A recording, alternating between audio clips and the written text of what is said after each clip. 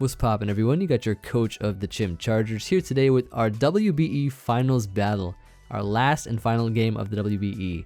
And we're going to be taking on my great friend, the one and only Wolfe Glick himself, coach of the Milwaukee Brewers, the two-time WBE champion.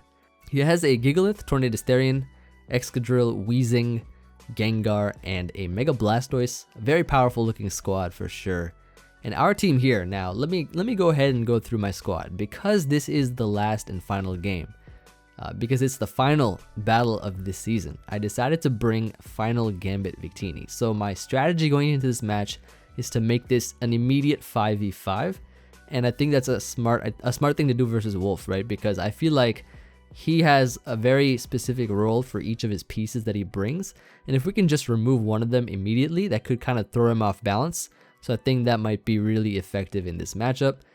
With Victini, I feel like he would either lead Tornadus, Therian in order to get momentum with U-turn early on in the game or try to knock off, or he could either lead with Gigalith, because that thing can just set up sand and rocks.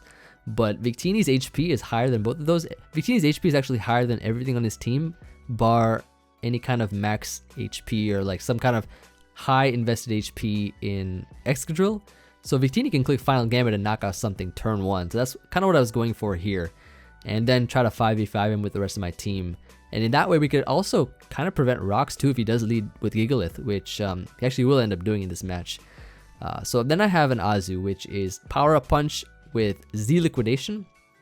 And so I was trying to run a Z Splash set with 3 attacks plus Aqua Jet, but that was not legal. Even though it said it was legal on Showdown, it was not legal when I tried to get it, because apparently Splash is exclusive to Azurill, but Azurill can't learn Aqua Jet, only Mero can. So there's a conflict there. So I think, yeah, Showdown has it wrong. But I had to change my set literally last second, so I was running this thing instead. It's a Jolly Nature so that we can outrun Weezings that are set to outrun Adamant Azu, which is a lot of speed for Weezing, so I figured that would be good to have Jolly with the Z move. Then I have a Registeel for Stealth Rocks, and it has Shucka Berry as well, so we can definitely use it to check Excadrill because it has Seismic Toss and Earthquake. Then we have a Togekiss, which is a Babiri Berry set, so we can check Iron Head on Drill, because I figured a Sand Drill is a huge threat, extremely fast. And we have Body Slam on that as well, which is nice for Paralysis. Good old air slash percentage chance of like flinch, same for Para. And then we have our Drapion, which I brought because he has Gengar, good Pursuit Trapper, and Pokemon that can check that. It is AV.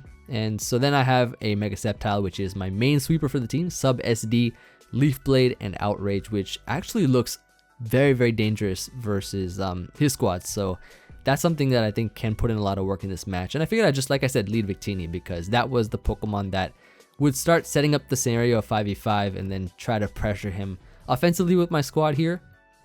And so if we can get rid of the Stealth Rocker and Gigalith, that would be phenomenal.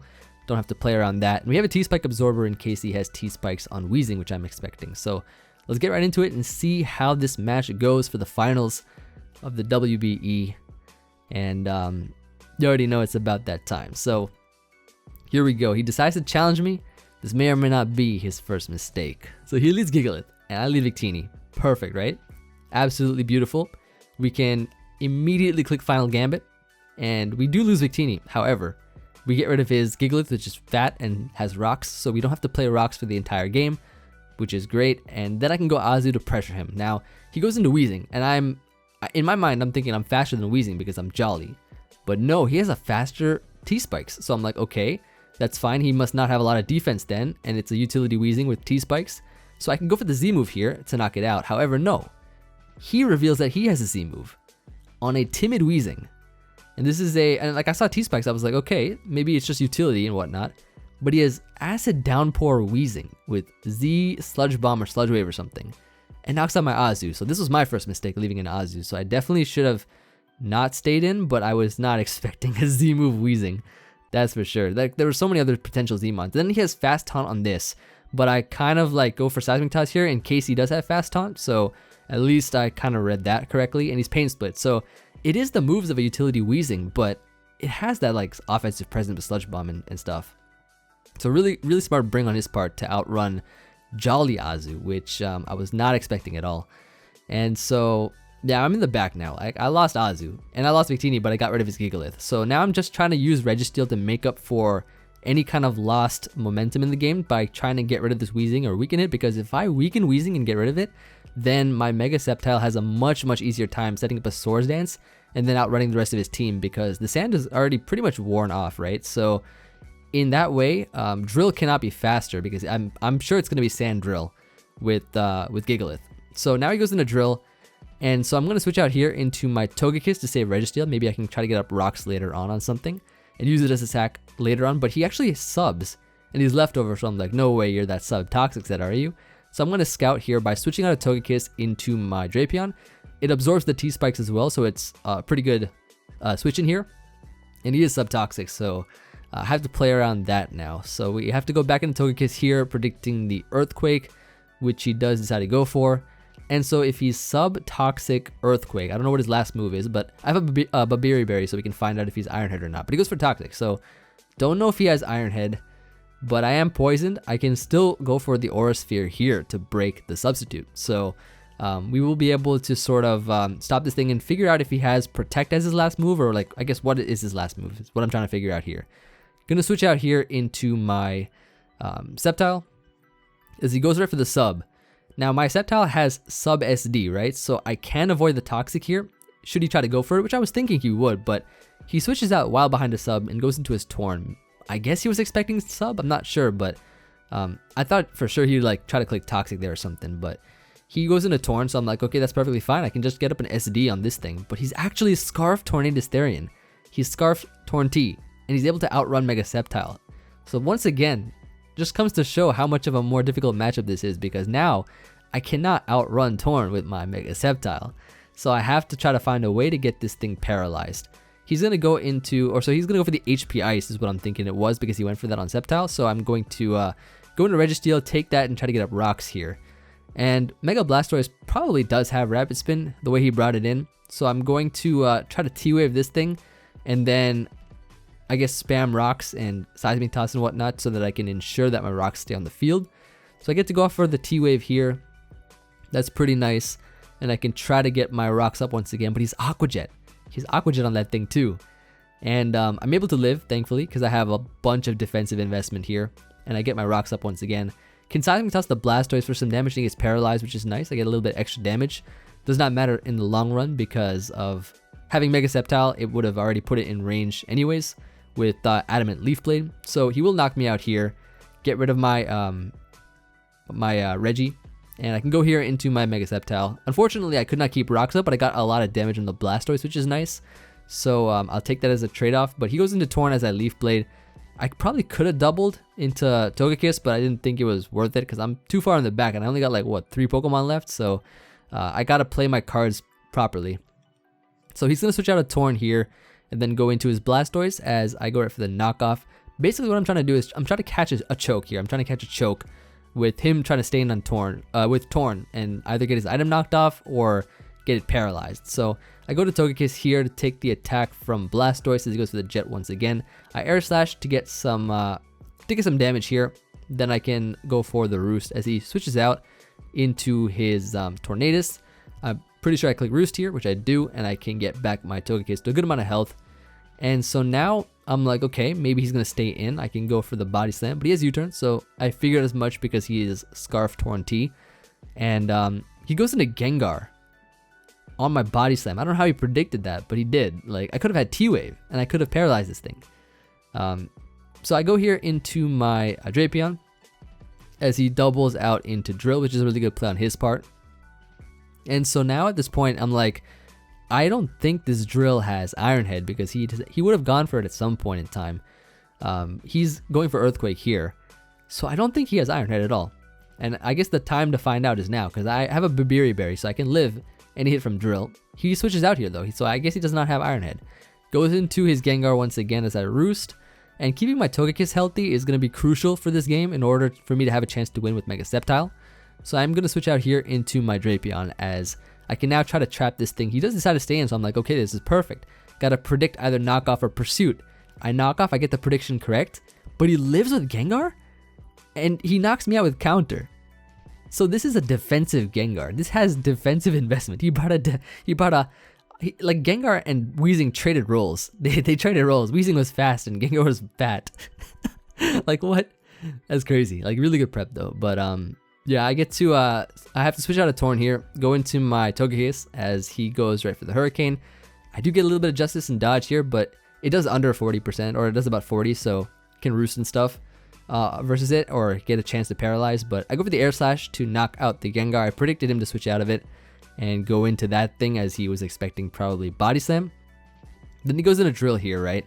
He goes in a Drill, and I can switch out here into my Sceptile, predicting him to go for a sub or something, as he does go right for that. And now I don't think he's going to go for Toxic because he knows I have sub, right? I can go for the Leaf Blade here to break the sub, and I expect him to go for the Earthquake. Now, I have a plan in mind. I have a perfectly solid plan in mind, which might or might not work. We'll see. But here, what I'm going to do is I'm going to double back into Togekiss expecting the Tornadus. As you can see, he does switch out here into Tornadus, and I'm going to pray that he stays in. If he does, I can get off a Body Slam and then try to paralyze it. 60% chance, which is a really high chance to paralyze. Hurricane confuses me as I Body Slam, and I hurt myself in confusion. So I cannot get the Body Slam off, and he's gonna hit another Hurricane in a row and knock me out. That was huge. That was huge for sure, because that now basically seals the deal for him. He's now allowed to switch out and does not need to risk going for Hurricane once again. As I go for the sub here, if he did decide to stay in and missed, then that would have been nice. But yeah, so this was my only play to, I guess, knock out another Pokemon or try to at least get the differential a bit closer, even though it doesn't really matter too much. His Earthquake will break my Substitute. And so at this point in time, you know, I can go for, I guess, the Outrage to show off my last move, knock out the Excadrill here.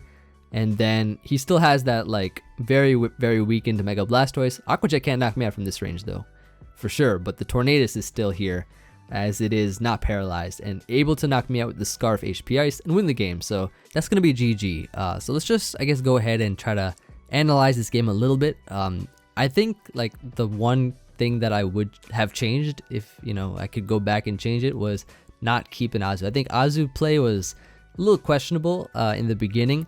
I maybe should have, I maybe should have scouted for Weezing, but, like, I don't know. I wasn't really thinking about a Z Weezing. I was just thinking, oh, you know, Azu takes about like 50% or so, or a little more from Sludge Bomb, and I'm +1, and I probably destroy this Weezing with a Z move. But I did not anticipate the Z Weezing. That was a pretty good form of prep on his part, and for it to be really fast too, to outrun Jolly Azu, I was not expecting that. And then the Gengar was crazy. The Gengar was absolutely crazy. Like, it had an Iron Ball too. So you already know this man probably had Trick Room in the back, but he wasn't going to go for it because he was too scared to bring Trick Room to the Trick House. And he didn't click it, which, you know, I definitely respect that. You know, taking precautions not to click it, to have it, but not to click it. I see that for sure. But yo, how Drapion went for knockoff. That Gengar lived. That Gengar straight up lived. I was really impressed by that for sure. And yeah, overall, like, I think his team was just overall way better suited versus my team than mine was versus him. And I'm not talking about the overall draft. I'm talking about the actual teams that we brought. I think his team was just much better off because he had answers to literally everything I had. He had answers for everything. Fast Weezing for Azu. He had Gengar, which countered my Drapion. Literally, like, it countered my Drapion. Then he had the Scarf Torn, which you know, was faster than my Mega Sceptile. And yeah, stuff like that, you know, stuff like that kind of really sort of just gave him the upper hand. And then Rapid Spin Aqua Jet Drill, Blastoise. That was pretty good tech as well, I think, just to ensure that he could get rid of rocks if he wanted to at any point in time. I think the most crucial turn, though, was the confusion. I think that definitely changed the game because we had a chance to win the game due to the fact that he stayed in and Hurricaned. If you think about it, because Body Slam would have more than likely paralyzed, like a 60% chance. It's basically like a flinch, and Togekiss can get easily paras with Body Slam, very easy. 60% is a lot. Like, if you put it into perspective, we could have easily got them para, and then if we did get the para, Sceptile, all Sceptile had to do was, you know, if he did switch out, we guarantee won the game. he was forced at that point to stay in. He would have had to hit 2 hurricanes through para in a row because of the fact that the first one, you know, he had to go through it to break my sub, and the second one I could just SD. And if he gets parried there or misses his hurricane, then we straight up win the game at that point in time. So I think that definitely messed up, or it basically eliminated our chances of winning by him confusing us and making us hit ourselves in confusion. I think that was very crucial for sure. But you know, what can you do when you are the blunder of Draft League, when you are when you are destined to lose in finals? I don't know, but I'm pretty satisfied overall, you know, with how we played this season as a whole. I think we did pretty well, you know, considering that there were a lot of really strong coaches in this season, and we got second place, which I'm not you know, too upset about. I would have liked to win this, of course, absolutely, as anyone would have, but I don't know if I could have really changed what I did in this game due to the fact that I just didn't know what he'd bring and how, like, I guess some of the tech that he brought was really smart. And yeah, I guess the last sort of confusion sort of sealed the deal, and I couldn't do anything after that. But I tried to fight. I definitely tried to fight back, and I think we almost pulled it back. If it weren't for that, we had a chance. Probably would have evened it if you, I guess, factor in all the probabilities and whatnot. If someone wants to count that, you can. But we definitely had I guess a pretty even chance to win the game with that. But he definitely had to make up for me beating him twice. Once, you know, by critting him, I think, and then the other time I beat him pretty legitimately with Cobalion, with T-Wave Cobalion. Was able to just sub and then SD up and clean up his team. I remember that game. That was last WBE. You already know he got his revenge. But yeah, it's gonna be GG for sure. And be sure to check out his side of the game. And yeah, that's gonna be it. At least we made it to the very end and sort of just crossed the finish line either way. You know, win or lose, we crossed the finish line. But this was a lot of fun. This definitely sort of gave me those GBA Season 6 vibes. Sort of like the fun of Draft League. It was just a lot of entertainment for myself, and I'll definitely be playing in, or hopefully be playing in, Sword and Shield draft. I think in draft in general, of course, I will be, but hopefully I get invited back. But that's gonna be that. I'll definitely be looking forward to hearing from you all, and I hope you all enjoyed the season. Thank you all for sticking around with me for the entire season. And so until Sword and Shield comes out, I'll be focusing on getting up some Heat Showdown lives. You already know I got to bring as much heat as I can before you know, we transition into the new gen. So I'll be focusing on that a bit. But let me know if you guys want to see anything else as well along the side. And appreciate all the support from everyone as always. And just to give a couple of shout outs, I'll say thank you to A-Drive for inviting me to the league, and then to the people that helped me record my matches, you know, on Citra. We got Common Dude Amish and Aaron, as well as I think one game from Leo. He helped me out versus I think himself, because I wasn't able to get the match in time. And then of course shout out to Gold Azu for helping me test each week. Yeah, and then any other people that sort of gave me some nice tips and stuff, like Joey for instance. I was sort of talking with him maybe I guess for a couple of the weeks, just to get some insight on maybe a move or something that might be better than something else. Yeah, I definitely had you know, a little bit of assistance here and there for sure. But a lot of this, like every team that I made, was basically just from myself. I don't have a front office, I guess you could say, or anything, but it's nothing like that. It's just sort of myself building and just making sure that it kind of everything kind of fits together is what I really do for each draft league. But it's a lot of fun, like for sure. Draft is a lot of fun. My main niche though is in is Showdown. It's just like trying to build competitive OU squads that have unique Pokemon is sort of really where I guess my origin is from. But I do enjoy drafts a lot. It's a lot of fun to me. So you'll definitely be seeing more of that, and stay tuned for more content coming your way. See you guys on the next one. Thank you once again, and peace.